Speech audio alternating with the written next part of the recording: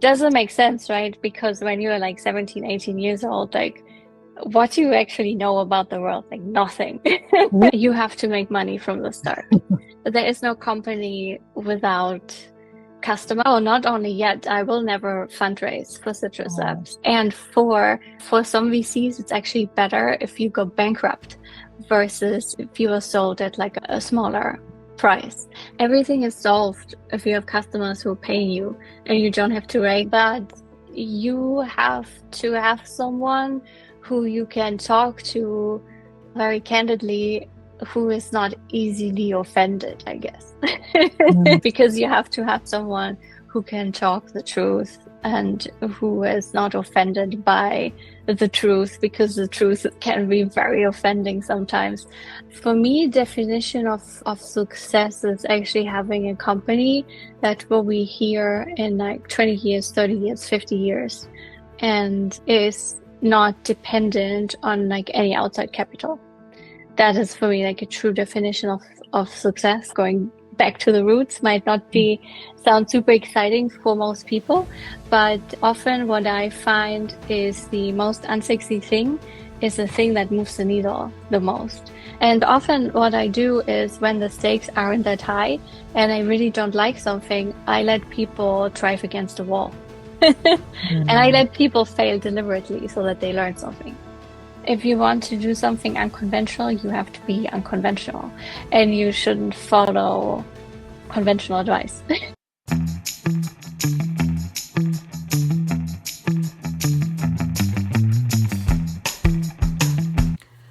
Welcome back to Be Anomalous, the podcast for the misfits, the trailblazers, the cultural disruptors, and anyone bold enough to carve their own path. I'm Sai Menon, and today's guest is Susanne, the co-founder and CEO of Citruslabs, the leading provider of decentralized clinical trials for consumer health brands. With a background in biostatistics and epidemiology, Susanne studied at Harvard School of Public Health, conducted research in areas ranging from women's health to nutrition, and has spent years helping health and wellness companies validate their products through rigorous clinical research. Before Citruslabs, she founded MindMate, an app designed to help older adults maintain cognitive health. That experience taught her one of the most important lessons in entrepreneurship. A company isn't a company unless customers are willing to pay for what you've built. Today, Citruslabs works with some of the most recognizable brands in supplements, skincare, functional foods, and wellness, helping bridge the gap between marketing claims and scientific evidence. In this conversation, we dive into why Susanne chose to build without venture capital, what founders misunderstand about fundraising, how she thinks about hiring and leadership, the future of women's health research, and why taking care of your health may be one of the most important business decisions you will ever make. What I appreciate about Susanne is her willingness to challenge the startup. While many founders are chasing growth at all costs, she's focused on building something sustainable, profitable, and built to last. So let's get into it. Welcome to Be Anomalous, Susanne. Before we dive into everything that you've done, there's just quite a lot of it. How would you introduce yourself? Ooh, how would I introduce myself? That's a really good question. So I guess I would probably keep it fairly boring. I'm Susanne. I'm the co-founder and CEO of Citruslabs. Citruslabs is the leading provider of decentralized clinical studies for consumer brands, which means we are working with a lot of supplements, cosmetic, skincare, functional food, functional beverage, also pet health, which is very exciting.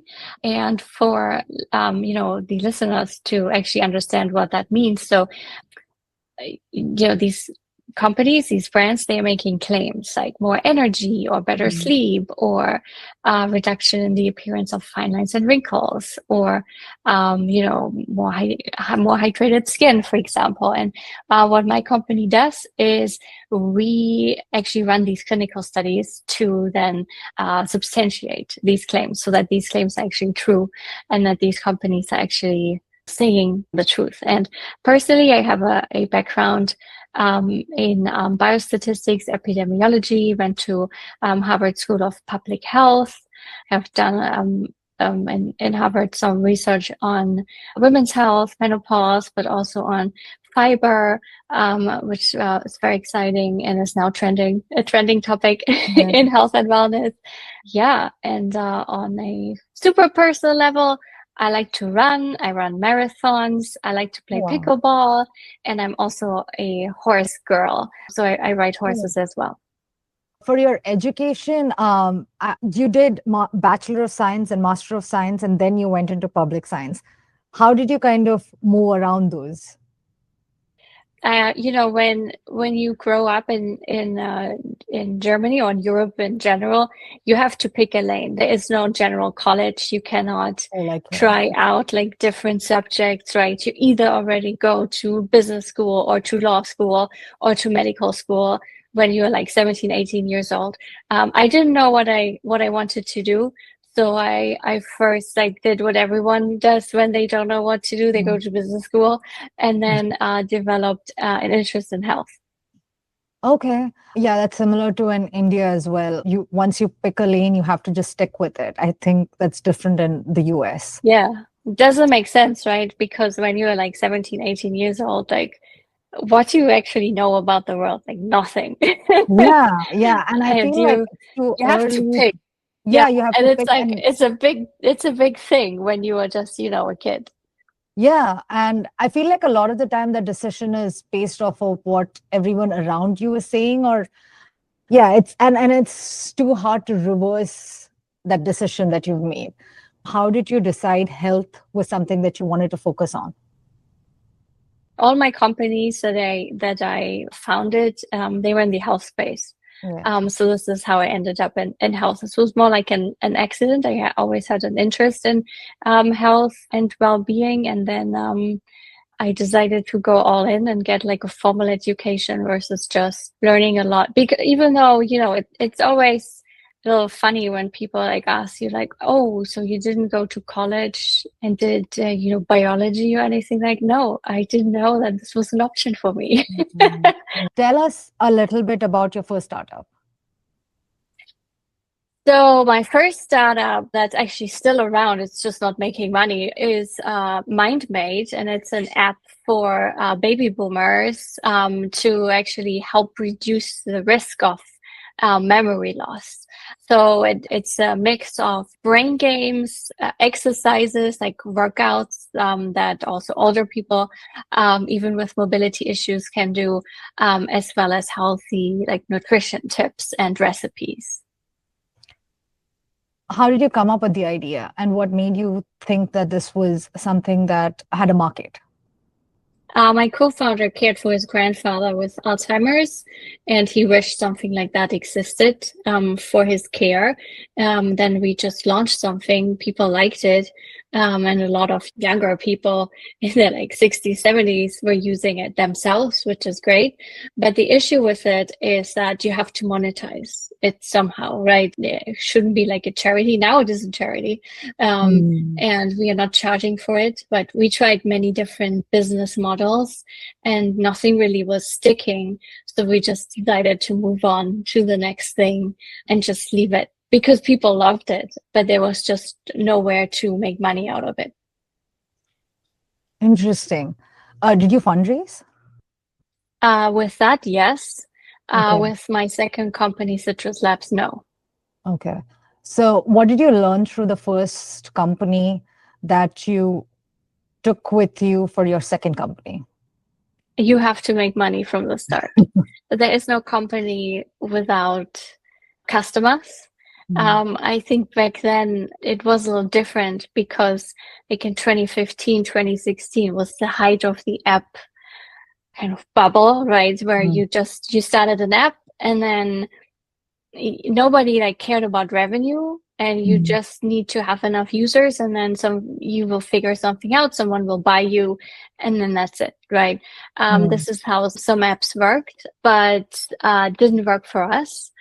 Because we were in a very, very niche market, and in a kind of catering to a demographic where back then there wasn't a lot of buzz around older people, right? And we even got questions back then like, oh, so your average user is 65 or 75? Like, do they even use a phone? Yes.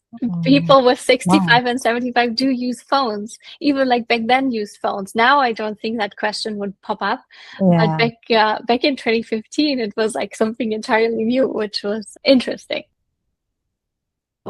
So what about fundraising? Why you fundraised for your previous company and why did you decide not to do that yet for Citruslabs? Oh, not only yet. I will never fundraise for Oh, Citruslabs. that So makes yeah, sense. first company we kind of had to because there was no money. Mhm. So how do you stay afloat, right? And with Citruslabs, we actually made money from the start. With our first study we have conducted, we made money. And it was very important for me to actually do that, to actually build a real company. And I think a lot of founders kind of fall into the fallacy of I run a startup, so I fundraise versus actually understanding what that means. If you are Yeah. fundraising like sounds great for a founder, but it's a financial instrument, and you have to understand that investors, they work for LPs, legal partners. They give money to VCs, right?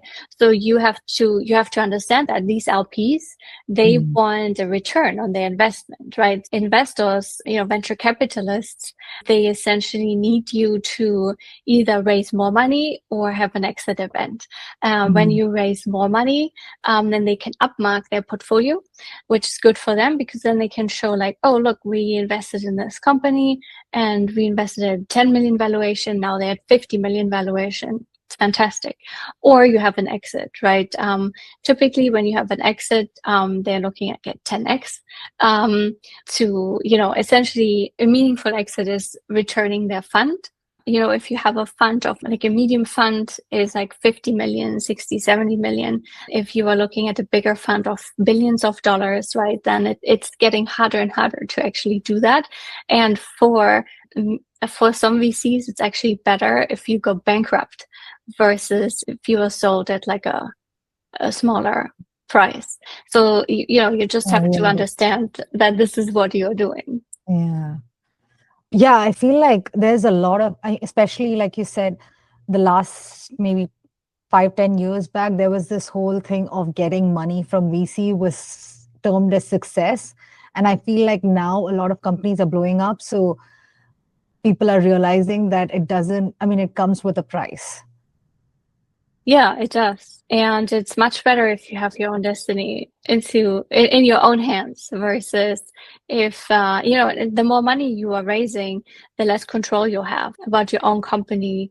And, there are obviously also many stories where founders were fired from their own companies. Yeah, so many of them. But if someone was in a market that had to raise money, what advice would you have based off of your previous experience?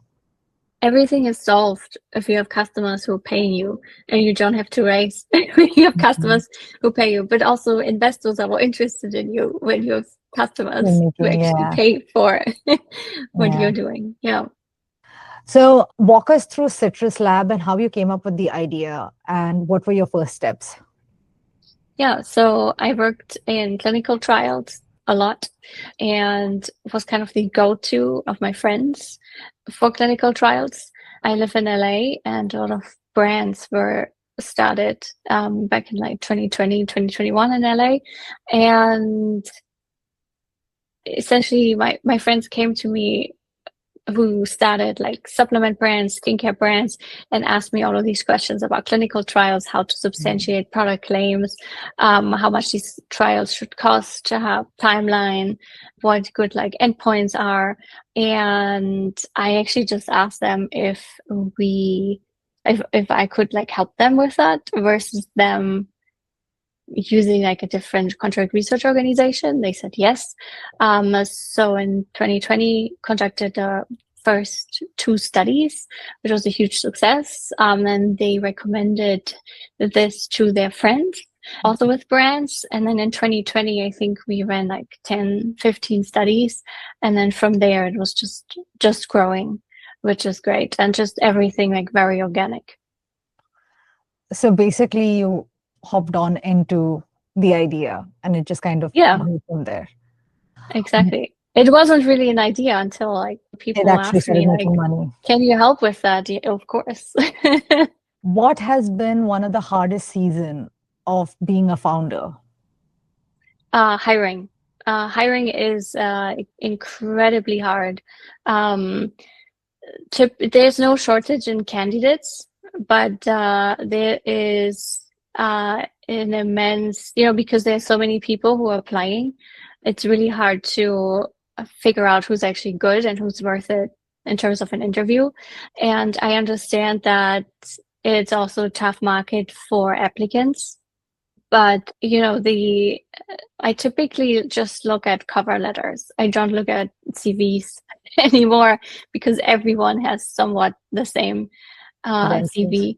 So I only look at cover letters and I decide alone from who I'm interviewing based on the cover letter. And then I'm going after mostly cultural fit because you can teach everything. You just need someone who actually fits into the team. Well, that's very interesting. How would you describe Citruslabs culture? It's very low hierarchy, and everyone has a big responsibility for their role, and is essentially their own little CEO in their particular role. So, what hiring mistakes have you made in the past? Hiring sales, like a head of sales, too early. That was a big one. How did you rectify it? Did you have to let go? Yes. And not so the biggest hiring mistake. So for me, I have to understand a role first. So before we hire, I am doing that role first, or my co-founder is doing a role first, and then we know exactly what the role actually needs and who we need to hire. Like what kind of caliber of person we need to hire. So that is mostly what we're doing on that front. But otherwise it's just hiring the wrong people, wrong from. And I know I said like you can teach everything, sometimes you can't.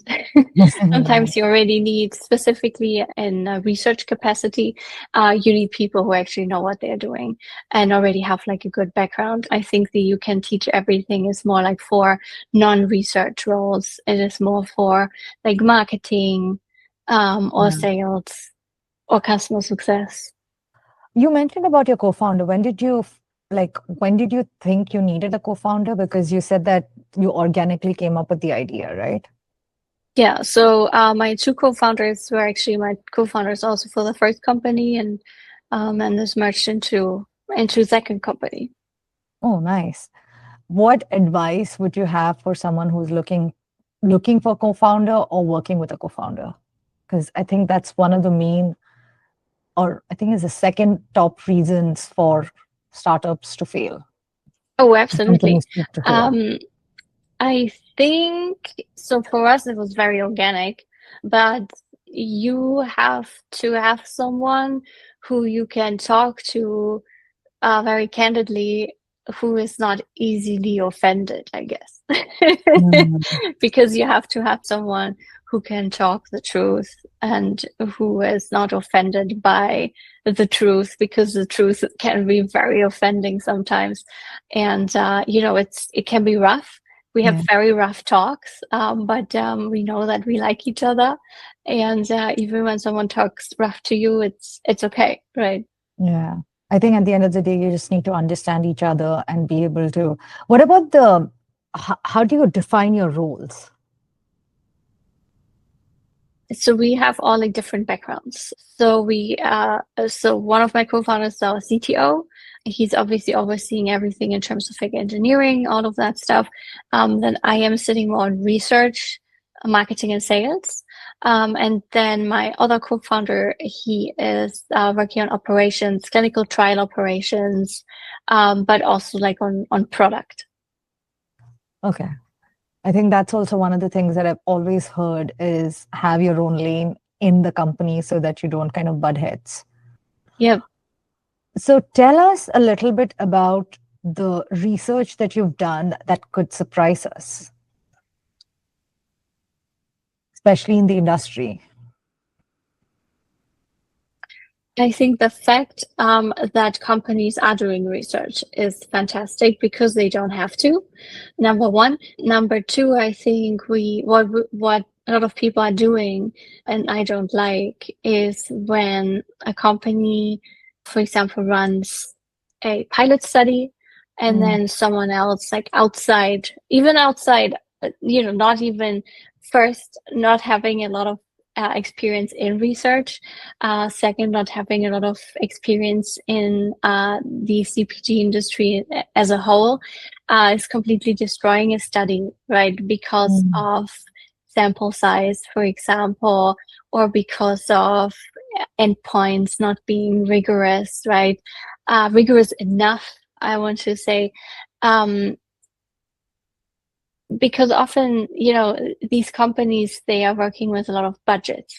And if a smaller company is running a pilot study, we should celebrate it and not destroy the company doing something, because the alternative is no study. I'm wondering, like, if these people would rather see no brand, no supplement company run a study versus, run a smaller study, because these companies otherwise like make claims based on ingredient research, not on their final product. And I'm a fan of transparency and actually taking like the final product to the test versus just not having a study and just relying on ingredient research. So, like you mentioned, when they're smaller companies, they wouldn't have the budget. Do you see that a lot of those companies, because is it a matter of regulation that they can still go out and sell the product without these studies just based off of the ingredients? Yep. It's generally recognized as safe, right? And you can then make claims based on research. If you have like vitamin D or vitamin B12 or melatonin in your product, for example, then you can make claims based on the research that's already existing. I mean, why would a company do that just based off of their own transparency and wanting to connect with the audience at a level that is not just marketing and gimmick? You mean run a study? Yeah. A lot of consumers are actually asking for it. Okay. And what are some of the shocking things that we can learn about the supplement industry right now? Because there's a whole, like you mentioned, a lot of consumers are actually getting into wanting more supplements and trying to take more. Tell us a little bit about what you found out through your research. I don't honestly think there's anything shocking. Okay. Yeah, I don't think there's anything that where I was like, ooh, this is really shocking. No, I think most brands are doing an incredibly good job in running their company, doing the best, trying to be as transparent as possible, and also publishing study results, either in the form of a white paper, for example, or actually in a peer-reviewed publication. You think the smaller companies or in general, any size companies? Any size companies. Okay. That's good to know. Yeah. And I know like the big companies, they are often, the devil, right? But the brands from big companies are also doing a fantastic job, often with extremely good formulations. Oh, that's good. That's really good to know, because I feel like there's always this fear of if there's any chemicals or any additives added. So yeah, it's really good to know. Why do you think women's health historically has been treated as a niche category? And why hasn't there been more research and study on it? Or do you think it's changing? It's definitely changing. The thing is that everyone wants their study to be a success. So when you include women in your study, then you have a lot of variables, right? You have hormones, you have different life stages, you have women with regular menses, right, with the cycle, then you have postmenopausal women, and then you have the women in between that are You get to a lot. perimenopausal. Yeah. So there are a lot of variables, and it can affect your study results based on, depending on what your research question actually is. So this is mostly why some companies decided to default, especially obviously in the pharma industry, to default back to like the male bodies. Why do you think it's changing now? It's changing because of public pressure and because of advocacy from women. But also when you're looking at conditions that are affecting women like PMOS, formerly PCOS, or endometriosis, or even menopause, getting to a diagnosis can take years. I think the World Economic Forum just recently conducted a study, and I think for women to get the diagnosis, yes, you're menopausal, is taking 2 years, which is a long time. Or endometriosis, I think on average is 7 years, which is a very long time. And you have to have the gold standard of endometriosis diagnosis is still surgery, which is nuts. I think it's changing because more women just want better treatment. So that's pretty cool. Yeah. And I think, do you think social media and in general, more women speaking about it and more startups coming up with women as a lead is also contributing towards that?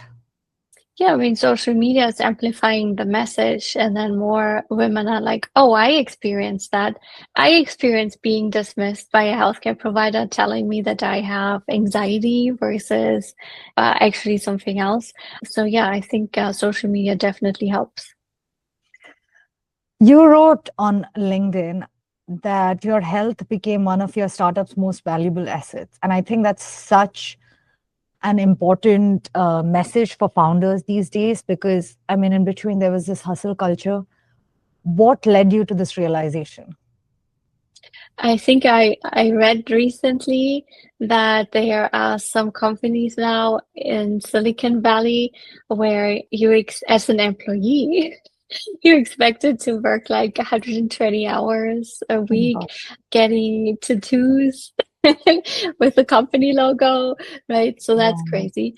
But when you are well rested, when you sleep enough, when you exercise, and when you treat your body well, your body treats you well, and then you're more productive versus, making decisions when you're sleep deprived. I think when you're sleep deprived, it's the same as if you would be drunk, and you wouldn't make any decisions when you're drunk. Yeah. And I think also you've taken all the right decisions in terms of you control your company, you control your health, you control every aspect of how to grow the company from the start. Yeah, absolutely. I think founder health is very important, because if the founder is not functioning properly, then I think it trickles down to your staff. How would you, what does a typical day for you look like?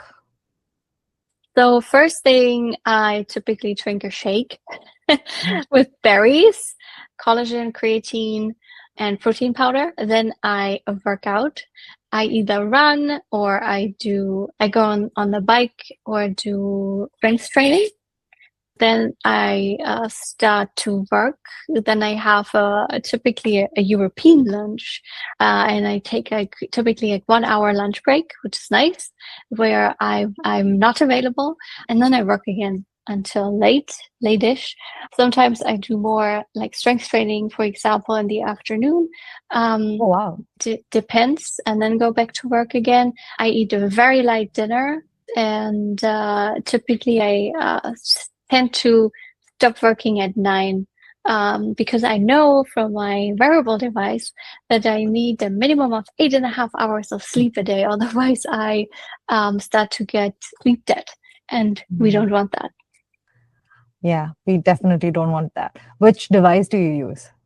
I use Aura, Okay. but I have to say that I am now a little over all of the wearable Oh, devices, and I only use it for sleep, and I often don't wear any wearable device anymore because I now know that I need like a certain amount of sleep, and I tend to just listen to my body a little bit more versus just look at the device with data and because and it can be wrong. Yeah. yeah, but once you get the idea, then you know how to kind of move forward with it. Um, h- how many people do you have in your team now? We're about 35, Oh, so wow. very small.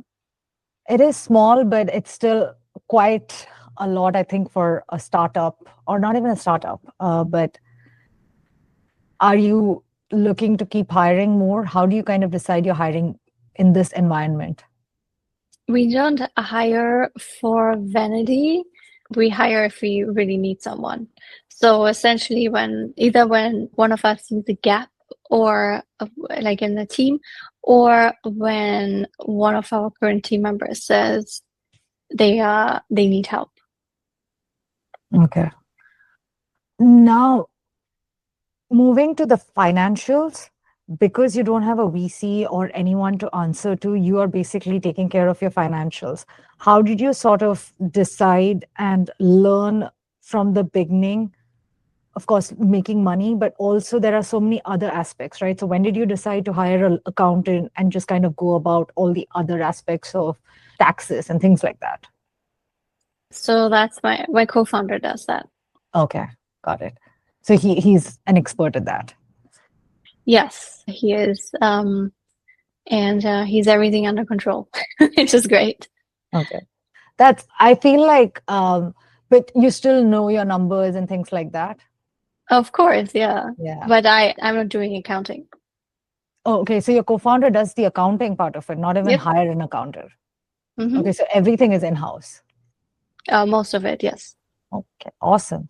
So tell us a little bit about how success has changed for you over the years. I think the first startup, when you started, that was a different definition, and probably now it might be different. So tell us a little bit about how your definition of success has changed over the years. I think it was also a different time Yeah. when we did our first company. For me, definition of success is actually having a company that will be here in like 20 years, 30 years, 50 years, and is not dependent on like any outside capital. That is for me like a true definition of success. Going back to the roots might not be sound super exciting for most people, but often what I find is the most unsexy thing is the thing that moves the needle the most. And when you think about it, like all of the good like medium-sized companies, they are completely overlooked because they are not sexy enough, right? But I read recently an article about a company, and they do carpets in schools. They do extremely well. Nobody has ever heard their name, but they are pushing like, they're like $1 billion company with Oh, no wow. outside funding, and just by doing carpets for schools. Wow. Yeah, I think now there's more awareness towards this, but yeah, in the beginning, it was just unheard of to be able to do that without outside funding. Yeah, I think VCs are also clever in marketing themselves. Yeah. So, how do you see Citrus Lab growing, and who would you say is the current customer base? So current customer base is all of the beloved brands that you can buy in Whole Foods, right? Or Erewhon or Amazon, or who are just doing, their D2C things, which is great via their websites. And, our goal is we are currently the leading provider in decentralized clinical trials for consumer brands. Our goal is obviously to build this out further, our standing. Did you have to ever say no to a brand? Yes, we did. We are in a fortunate position that we can also say no to brands. Do you mind sharing the reason? What usually Can is the be, reason? it can be different reasons, but oftentimes it's just expectations of guaranteeing certain study results, right? And it's research. We cannot do that, right? It always depends on, does your product actually work? Can you guarantee that your product works? You cannot, right? Yeah.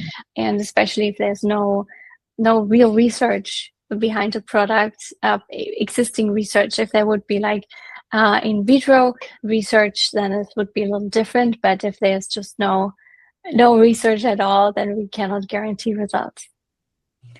Are there companies that are just claiming without actually doing the research? And is there any regulation for it in terms of like holding them accountable? Yes, so the FTC and the NAD, the National Advertising Division, it's kind of a watchdog of the Better Business Bureau. They are actively going after claims that are unsubstantiated. Okay. It's hard to do that. Yeah, I mean, they are like a ton of brands, many brands are doing it. But, Yeah. there's definitely someone behind, and the bigger you get as a brand, the more likely it is that they will find you. Yeah. Yeah. So tell me a little bit about your journey as an entrepreneur. Did you always think that you were going to be an entrepreneur? No. So I actually wanted to be very boring. I wanted to be a consultant. And my entire education was just I wanted to be like at one of the like big four consulting firms. Then I did an internship and also worked during college. And the feedback I got was always the same. If I'm not responsible for my own work, I perform poorly. But the moment I get responsibility, I perform extremely well. So this was when I thought like maybe I have to do something on my own. Yeah. I mean that is a clear entrepreneur sign. What have you learned through about leadership throughout this process, that all the leadership roles that you've taken so far? So for me, it's being a player coach. So this is why I mentioned, right, that I first need to understand the role before I can hire for it. Is you actually have to perform everything in the company yourself. You should be able to do everything in the company yourself. Sometimes when, something's not fast enough or I don't like something, then I can tell people like, you know what, I just do it myself. And then this is when typically, your team members are like, oh, no, let me take another, because they know that you can actually do it. No. Oh, so that's an interesting leadership strategy. How did you kind of learn that and evolve into this person? And what do you think a successful leader looks like? I didn't learn it. I just do it and it works, right? And a successful leader, I never really thought about that question because I don't see leadership as something that you just do it, right? And when you either lead or you don't lead, right? And I think the hardest thing for me was to delegate, not do everything myself, but actually to trust people.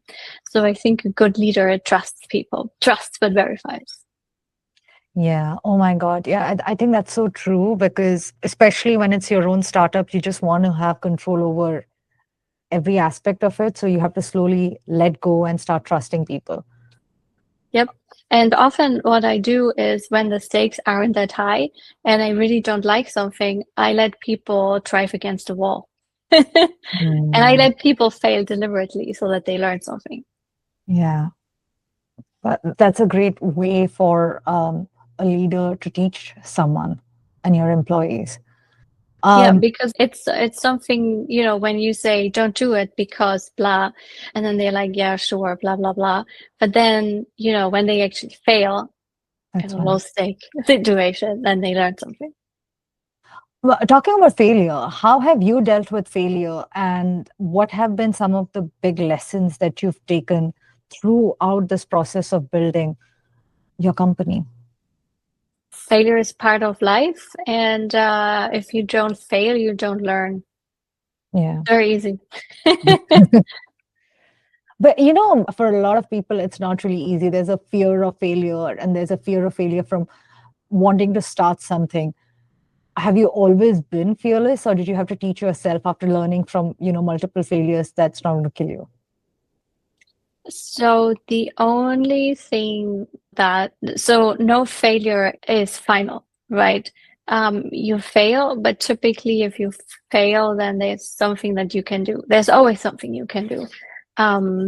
So I just look at it from, what's like the worst thing that can happen. And at one point you reach a point where it's not killing your company, right? And if something is not killing your company, then there's, sometimes it sucks, but you will live on. True that.